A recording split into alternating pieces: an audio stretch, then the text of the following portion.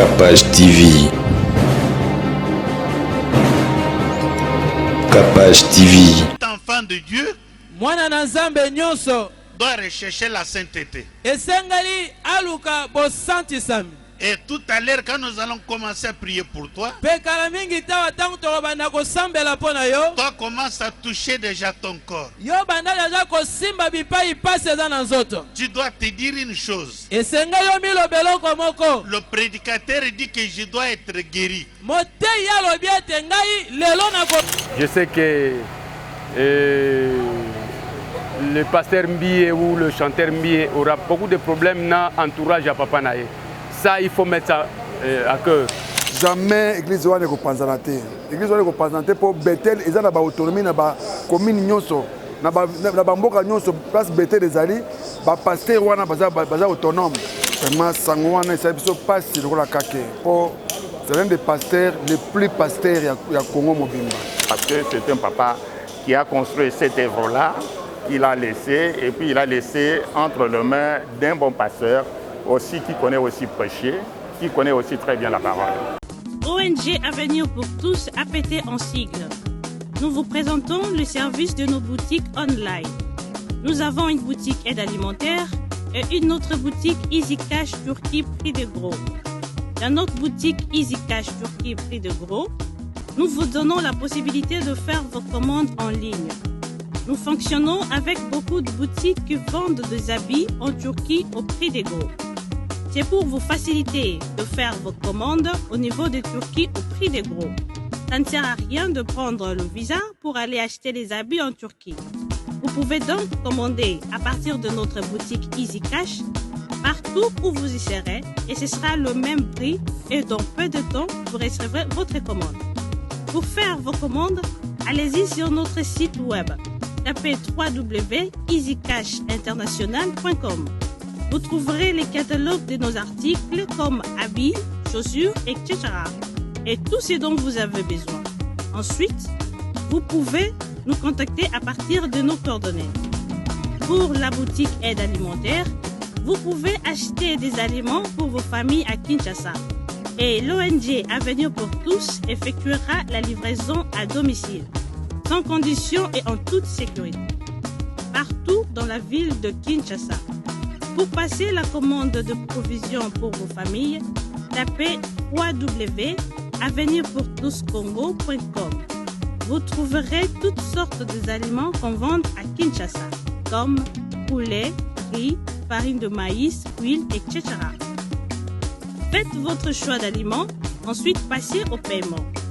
Utilisez votre carte de début ou Mastercard ou encore PayPal.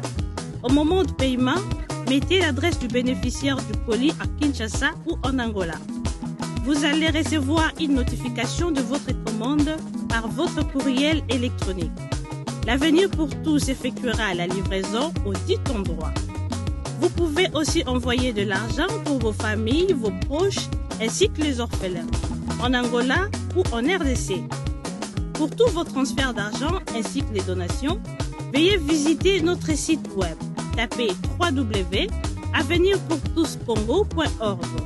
Vous trouverez une note technique qui vous permettra de créer un compte pour faire vos transferts d'argent ainsi que les donations. Et bien voilà, Turquie nakati ya Kinshasa, solution ya Congolais et Mounani. Nakati ya Avenir pour tous. Ou la Easy Cash. Naibisibino, même prix des gros ya Turquie et ça les awa. Pas besoin de billets, non plus de visa. Bonjour, bonsoir. Réseau dépend de RO et Obozu Bakou ya capter biso na Capage télévision. Bienvenue na abonné na biso nyonso en tout cas Oboza. Branché connecté na téléphone, télévision, ordinateur, réseau dépend de support ya communication Obozu Bakou ya kolanda biso.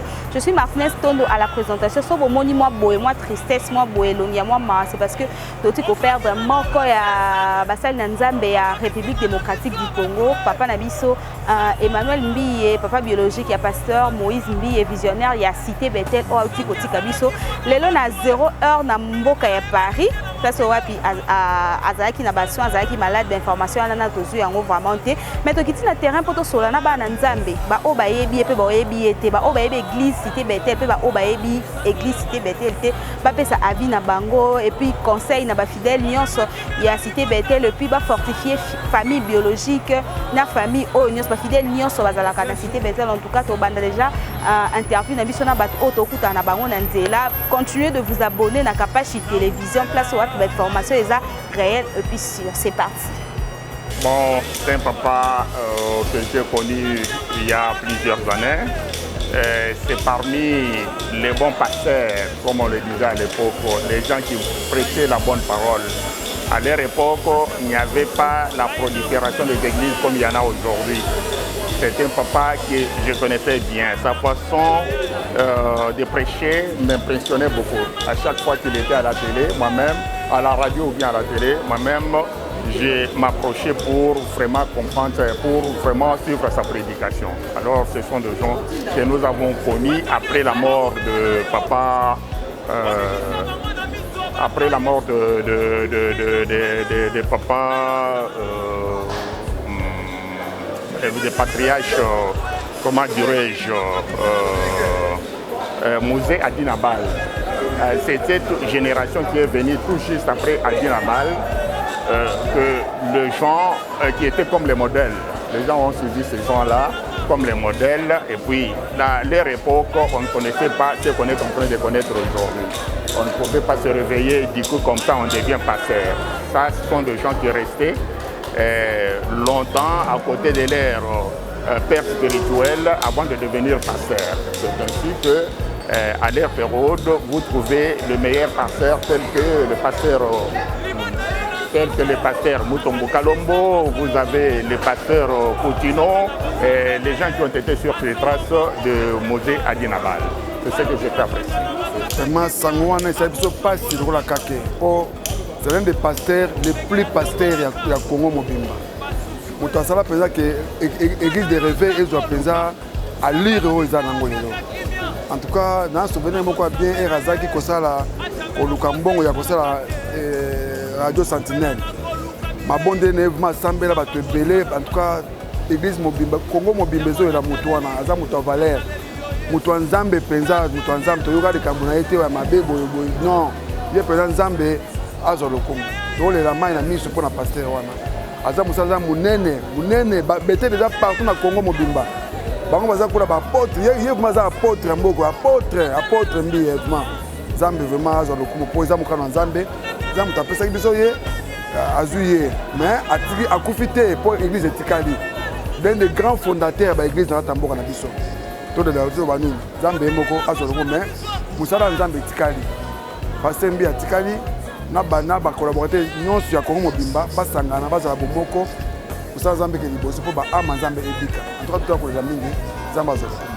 Merci madame, je sais qu'en tant que chrétien, être cher le royer, donc ça fait trop mal. Ça fait vraiment mal. Hein? Il a été beaucoup pour les chrétiens à Bethel. Donc on a essayé de la kimia, mais sauf que là on a bête à cette maca ces alliés. Succession, on avait plus de réveil, succession, ça pose toujours problème. Je sais que le pasteur Mbie ou le chanteur Mbie aura beaucoup de problèmes dans l'entourage à Papa Naye. Ça, il faut mettre ça à cœur. Je sais qu'avec le secrétaire général Martin, donc il faut poser un problème. Et il faut poser un problème puisque chez les Africains, avec l'église de réveil, il y a la rane Némouane. Mbie va s'imposer pour avoir la place à Tata Naye. Entourage à papa wana bagulingate, ça va créer des problèmes et des discours de côté. Na sengi marambana nyonso kimezala, bopse kezala digne, le reste là on va voir ça après. Le reste on est oyasima parce que je sais que nous sommes des Africains. Maramba héritage ezala wana. Qu'on se cache pas les yeux tout le baboété. Mbiye a un problème na entourage à papa na yes, c'est une nyonso wana. Bamisu bakolinga doit tromper, bamisu baloba il faut mettre ça tout ça. Alors, la minute qui va organiser le funérail? Est-ce que c'est un billet ou c'est le comité ou c'est le secrétaire général? Donc il faut pas vendre, bailler pas tout ça. Donc conseil n'a pas mon caca. Pour ce qui est la digne, il y a un homme de Dieu, il y a un grand pasteur, le reste là, au talon aussi. Je vais leur dire, pour ces papas-là, s'ils sont là, qu'ils restent attachés à cette église-là, qu'ils restent là-bas parce que c'est un papa qui a construit cette œuvre-là, qu'il a laissé, et puis il a laissé entre les mains d'un bon pasteur, aussi qui connaît aussi prêcher, qui connaît aussi très bien la parole. Jamais l'église wana ekopanza na te. L'église wana ekopanza na te pour Bethel eza na ba autonomie na ba commune nyonso. Na ba mboka nyonso place Bethel ezali ba pasteur wana baza autonome. Mais baka ne se rappelle que direction générale ezali bango pe basa lokola au moins lokola ACK. ACK ezali partout na Congo. Donc de l'autre direction bango tout ba vu que maison mère eza na Kini. Bango pe baza ba province. On va partout, il va bien que l'église est pas l'église pour la mine, comment on est pour la mine. L'église en Zambie, il faut rater. Ça, il est en Zambie. Vous avez la catholique, attends pas Koufi, pas monsieur au Bakonomé, Boto aussi. Attends, moi, mon cas, mon Boto aussi, Gaga. Vous savez, les Bosso, des générations, je suis un peu de ce à Koya. Vous pensez l'église, on a été par Mouton, pas Zangote, vous êtes en Zambie. Puisque papa Mbi, il y a en Zambie. Vous pensez l'église, vous pensez que Bethel est partout dans le Congo. Sauf que partout Bethel les alliés. Vous pensez pour la nuit. Passer wana baza ba autonome donc baka s'appelle direction générale pe ezali basunga musala nzambe ke liboso Bethel ebunga te ma comment nzambe ba passer bien attribuer bu moko buka bona te s'il vous plaît buka bona te eza passe buka bona te eza musala nzambe conseil na opesa ye il est d'abord éprouvé le quoi c'est éprouvé azana cœur doux et na osenga na vengeance ezala te soki bakopona ye po kumba bateau wana munene wana azo ba papa na nyonso asangisa bango a partager ba responsabilité à côté en conflit na bango te pour ne pas que l'église epanzana pour lobilobe kuma wenge o kuna gesa la maison mère o kuna gesa BCBG o kuna gesa tonatonia o kuma rane wana donc comme Nzambe a sa pesa ye moi pouvoir wana gozala au-dessus de la mêlée azala kana motema wana. En tout cas, mes condoléances kaka na ba pasteur nous sur ya Congo. Même kaka Bethel te me réveil mobile na matanga. L'église de réveil mobile na matanga Moussa Nzambe apôtre Mbi Moulaya non Nzamba pas Moulaya. Côté kaya puis na kimia. Mes condoléances à famille à Libota, mes condoléances à famille église Mobimba. Donc l'église nous peut arriver du Congo. Na ba église nous peut ba que Moussa Nzamba donc à Tribiso.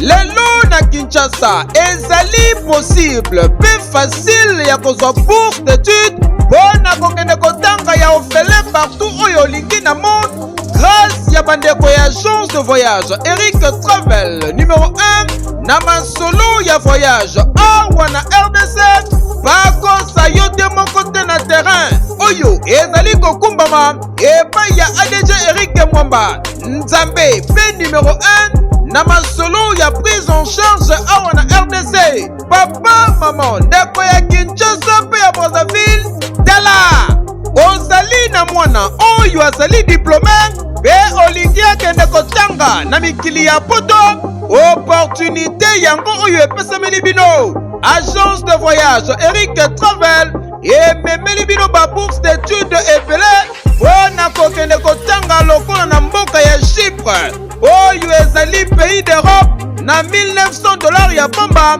oza mobimba na bourse d'études complète oyo ba démarche ezali kaka kosala 5 jours ya pamba pe bazali kopeta yango dada okei kotanga ya ofele pendant cycle mobimba na ba université ya minene ya mboka ya Chypre. Bana Kinshasa bana Brazzaville tofongoli masolo ya ba bourse d'études donc eza possible lelo ozwa bourse ya Chypre oza na $1900 tosaeli ba dépense nyonso ba démarche nyonso tosaeli du début jusqu'à la fin ozwi visa avec la possibilité ya kodefa billet en crédit famille d'accueil déjà tobanda yango kala tokoti siko na Chypre donc famille d'accueil eza mobimba toyambi yo à partir aéroport tologe yo makambo nyonso bino ba étudiant bino ba nyonso bosilisi bozwi diplôme d'état année oyo et à ne pas oublier bino bato boza difficulté à passeport tolobaki yango déjà depuis 2019 donc eza possible na bagence Eric Travel nyonso na basiber café Eric ozwa passeport ya nyongo ofuti $50 tosaeli au passeport oetikali ozopesa yango maleme surtout bino pe bato boreba kobeta deve loterie. Donc boya déjà kodefa passeport pour profiter na ba offre oyo. Donc toza wana pona ko servir bino. Okanisi esili ba bourse d'études ezali pe pona bamboka ya Canada, États-Unis d'Amérique, na France, na Tunisie, pe na bamboka misusu oza mobimba na prima ngondo. Oyo pe soki ozali na billet agence de voyage Eric Travel ekopesa yo billet ya nyongo, logement, encadrement pe orientation pona bino ba étudiant soki okomi na destination pe entrée express au Canada na $5 ya pamba oza mobimba ba résultat sur place. Adresse okokuta biso na Liberté 11e rue industrielle les KINPP na commune ya Masina, quartier sans fil en face ya robot roulage oyo eswami na Kimbuta na Matonge na commune ya Kalamu. Tozali no loin ya maison communale ya Kalamu pe na rond-point Kintambo magasin okokuta biso entre Facebook na WhatsApp oza mobimba na agence de voyage Eric Travel. Voyager na facilité polobi na yo eleka lelo voyete.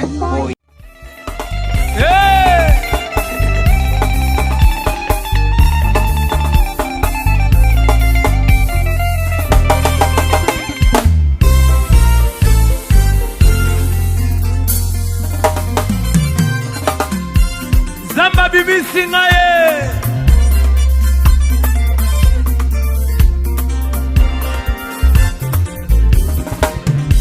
lelo Zamba bibisi ngaye lelo Zamba ya bibisi ngaye na futi mbongo te lelo Zamba ya bibisi ngaye lelo Zamba ya bibisi ngaye alongolinga na makambo ekobo lelo Zamba ya bibisi ngaye lelo Zamba ya bibisi ngaye. Est-ce que moto moko aza te Nzambe abimisi ye?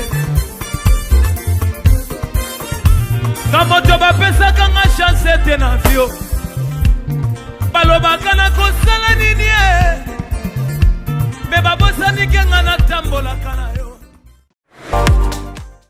Mam, barrivage lié.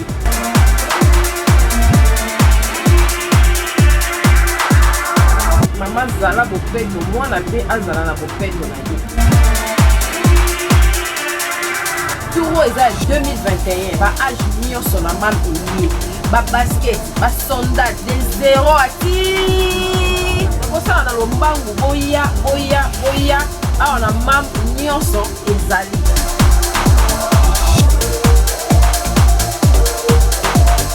Mama bomisa bana po ya ngonde bokasi ya baparents mam eyelilo nyonso. Chez MAM, pour une tenue tendance de saison qui donnera le temps à votre habillement, vous cherchez des costumes, chemises, pantalons, chaussures, des baskets, robes, sacs et autres accessoires de qualité, pas cher pour toute la famille. Découvrez notre collection.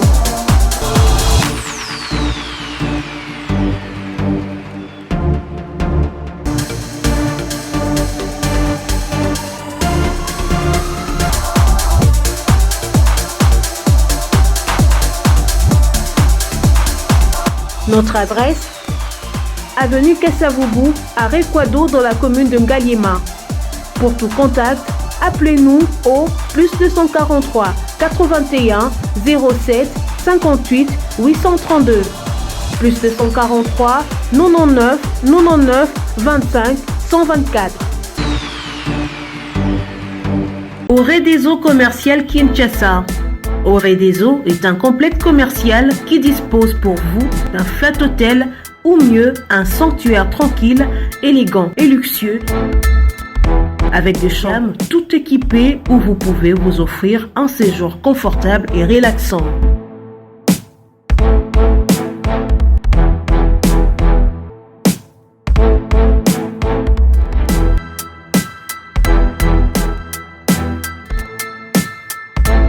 Notre restaurant vous propose une exquise cuisine qui fait le bonheur de gourmands. Vous cherchez un endroit pour vos réunions ou conférences? Oredeso dispose d'une mini-salle de réunion parfaitement équipée avec une capacité d'accueil qui répond à tous les besoins.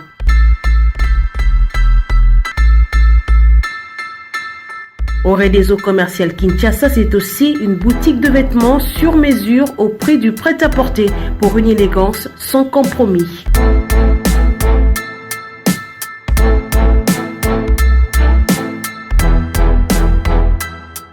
Notre agence de fret et transfert d'argent vous propose un service rapide et de qualité défiant toute concurrence, colis express avec livraison à domicile pour votre restauration. Nous disposons également d'un service de sécurité pour toutes vos manifestations et un service de location de véhicules. Retrouvez-nous à Kinshasa au numéro A8 de l'avenue d'Ibaya, quartier Matongé dans la commune de Kalamou, derrière la maison de la Bible, et au numéro 44 de l'avenue Baoumbu dans la commune de Matete. En Angola, martyr de Kifuangondo vers l'aéroport international de l'Angola. En France, 47 chemin de Petite Fontaine, 91 180 Brittany sur Orge. Oredeso Commercial Kinshasa, au service de tous. Capage TV. Capage TV.